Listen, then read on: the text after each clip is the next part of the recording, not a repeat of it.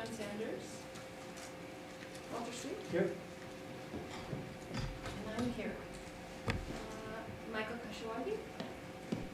Corinne Risley, I'm here. I don't know if you called my name. Oh, did I not? Marion, I'm here.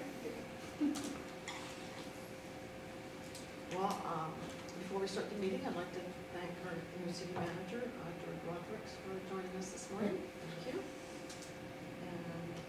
And I think our first agenda item is to approve the minutes from our meeting in October. And I'll ask if everybody's had an opportunity to review them, and if there are any questions or issues, or whether or not we have a motion to approve those minutes. I have read them. I so move. Second. All in favor? Aye. So moved. Denise, I think you also have public comment. Yes. So we'll open it up for public comments. Not having anybody, member of the public coming to comments, we'll close the public comment period. Next item on the agenda is sort of discussion of the results of the election on Measure F and how we might proceed going forward.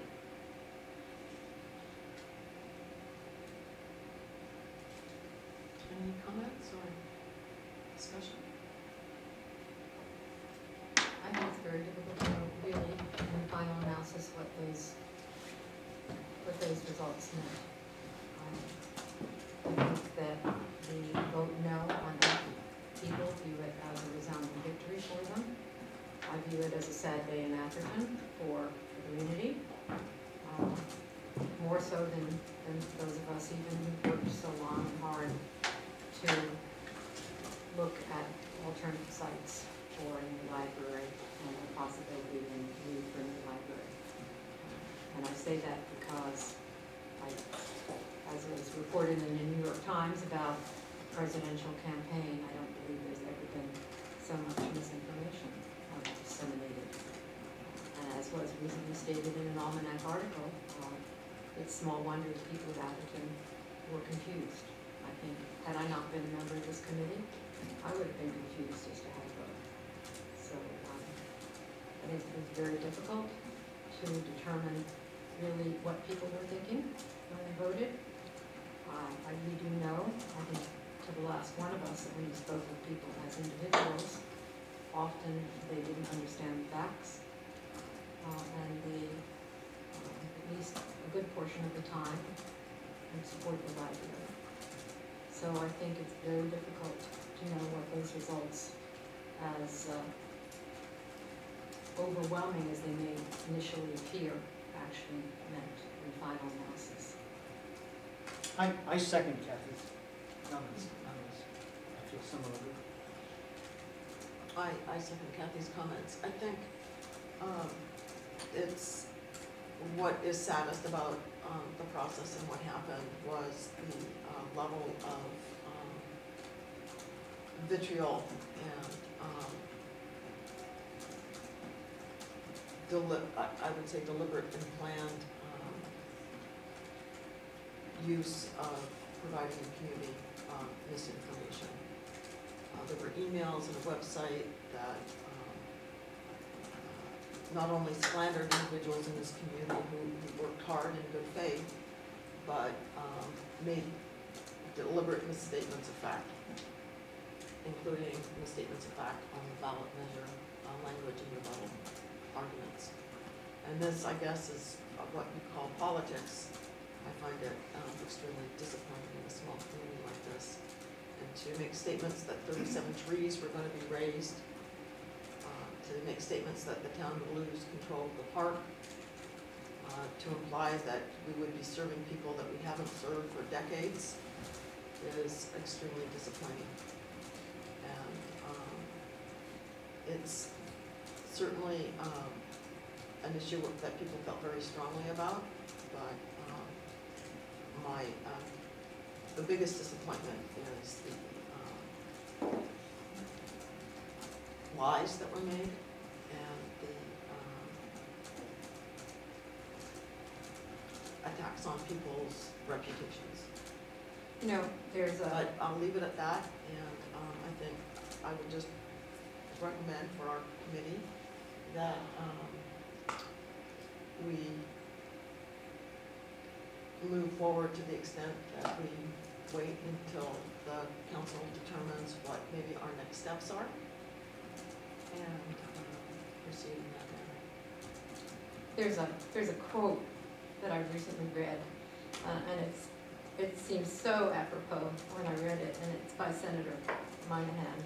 And he said, each person is entitled to his or her opinion, and perfectly true. He's just not entitled to his or her own facts, version of the facts. And I think that was the problem here. And I think one of the biggest problems was you had a website that had offered itself as a communication vehicle to the people of this town, and stated it had 1,900 residents signed up, I believe was the number. And it offered itself as a vehicle to inform the residents of what was taking place in the town. That same vehicle overnight turned into completely a political vehicle, totally, and a very one-sided political vehicle where nobody was allowed to make a statement. It did not go through the anonymous moderators. And 99.9% of the time it was rejected, and that 0.1% that it got through was relegated to a blog where nobody could ever find it. So, and with the stroke of a key, that website was allowed to disseminate whatever information, political misinformation, it chose to disseminate. You couldn't compete with that. I know that when I made telephone calls to people and I asked them, did they know about the issue, I had people who said, yes, I get the emails, thinking that it was a town website. And you couldn't say anything more. They hung up and thought that they had received town communication and town information, and so that they were well educated as far as the town is concerned. What could you do? You can't do it. You can't fight City Hall. So, it is what it is. It's a fake city hall. And I think Denise is right. I think we need to see what's going to be happening with the donor city funds issue, which was supposed to initially have been before the council at the end of the summer, and then was scheduled for September or so. And we're waiting to find out when that's going to be determined. When I spoke with Anne-Marie Despain of the JPA on Monday at the Monday morning meeting, she had not yet been contacted for any information from the JPA's perspective as to cost-benefit analysis with regard to the JPA. Certainly, that isn't the organization that should be giving information with regard to cost-benefit analysis as an independent library entity, because that would certainly be suspect, no matter how genuine it may or may not be. That should come from an independent source, I would suggest. But she was somewhat surprised. I had understood that we were supposed to have that report ready at a confidential session at our regular November meeting, and right now I'm not sure when we're going to see it. But I think that's one issue we need to know about. I think we need to know what's going to be happening with the Little League at the park and where that goes, because certainly we've seen that there are suggestions from some residents who supported that measure, that they're now not quite as supportive of the measure or didn't quite understand the all-encompassing nature of that measure when they voted for it or supported it, as they do now in retrospect. I think we need to understand what the new council is going to be doing. I think the town center and the private donation issue, there was some suggestion that the town center had a private donor who had some wish to make a large donation for police, and whether or not that will come to fruition and what other donations, and whether or not there will be any attempt to try and utilize Atherton library donor funds. notwithstanding the legal opinion of the JPA's attorney, saying that that cannot be done legally, with a fair amount of certainty is his opinion. That fund would remain with the JPA even were Atherton to withdraw, and that any future funding based upon the act that created this tax would have to be used solely for public library purposes, not for school purposes. You all got copies of it, but that was basically the gist of the memo. And could only be used for public library purposes, serving the residents of Atherton.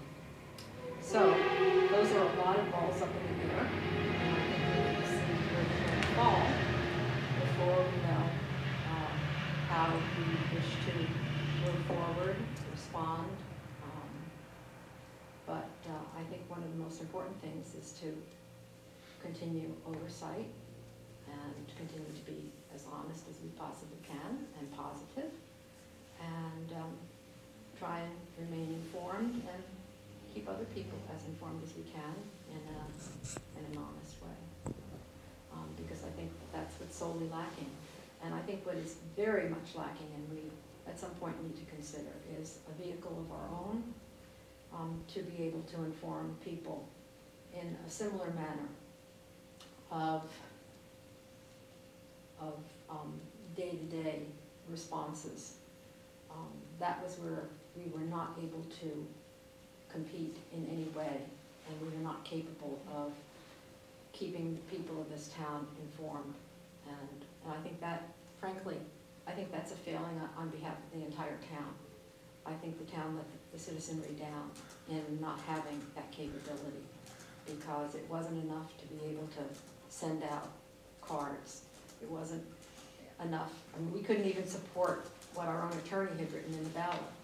When people said, it was going to take up open space, and the attorney's own opinion said certain things, we couldn't even do that because we didn't have the wherewithal to do it, and the town didn't respond. So we need to consider at some point, perhaps privately, and then if we meet again, how we wish to pursue it.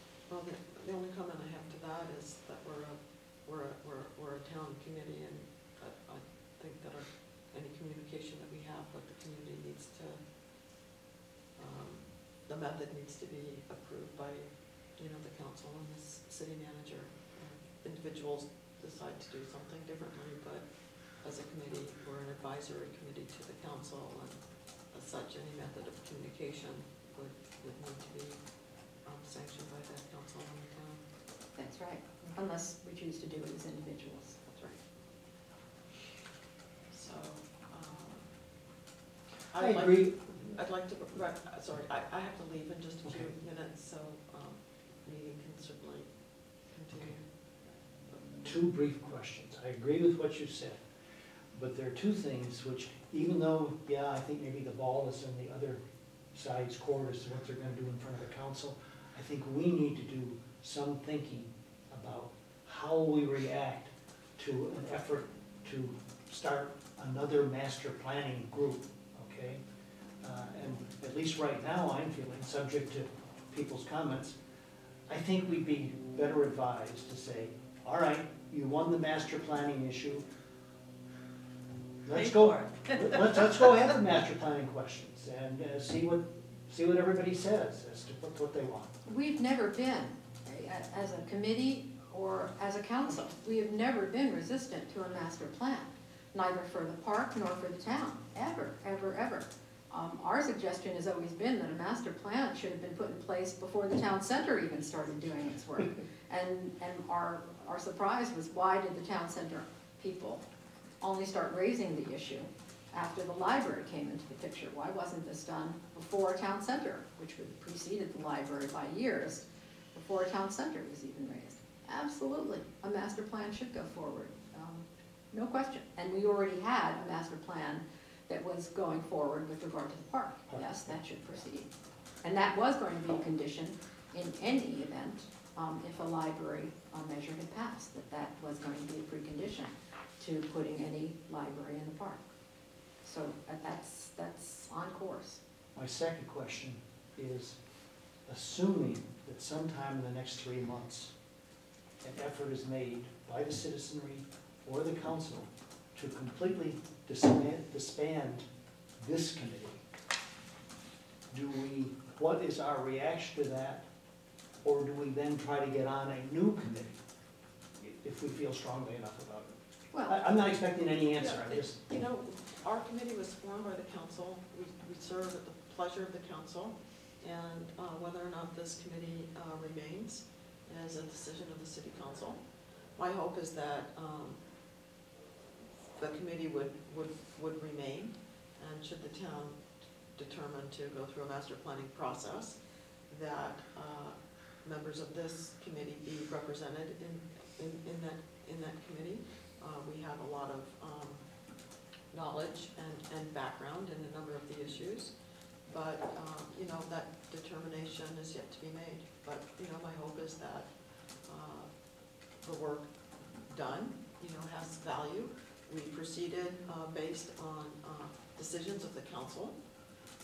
The council unanimously approved the process. They unanimously approved all the consultants that were used, and we moved forward in good faith, and we can only see what will happen over the next few months.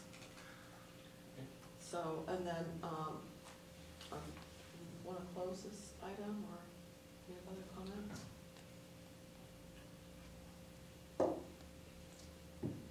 Okay. So the next item is really the reviewing the contract with WRNS, or the proposed contract, which we didn't receive copies of, so I don't think that's something that we don't have it, so we can't really comment on it. And then, secondly, I think in light of the results of the election, the fact that there would be a new council forming, that perhaps this item be postponed to a future. Does that hold true for Chris's contract as well? Yeah, I guess a recommendation to the manager would be that, you know, until we know kind of direction go, I think just continue to just kind of keep that in suspense, with that contract until, you know, we have a direction. And I also think that, when we brought Millville on board, it was really to manage the consultant selection process and then to manage that, the architecture design consultant. And I still think that that's something that the town would want to do. But until we get to a point where, you know, we even know what the project is, I'm not sure that there's a need to know. So we can hold things in suspension? Everything can be in suspension? Yeah, to the degree that they're willing to, you know, to keep their contract just kind of on hold. Excuse me, sorry, I have to leave. I want to thank everybody. Thank you. Who worked on the committee so far, and think that we'll plan to meet at our normal time next month. When do you get that? Tuesday. and thank you, Denise, for taking so much unnecessary abuse, okay? Yes, you're very welcome. You heading to Toronto? Yes, I am. Oh, good. Have a good trip. Yes. Thank you very much. Thanks for coming. Thanks, George.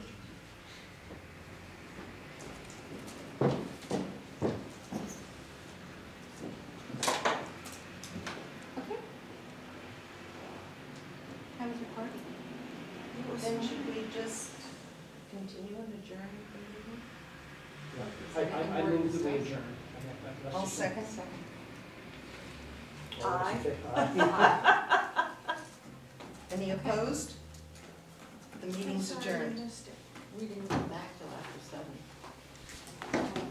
Well, it lasted just till about 7. Marion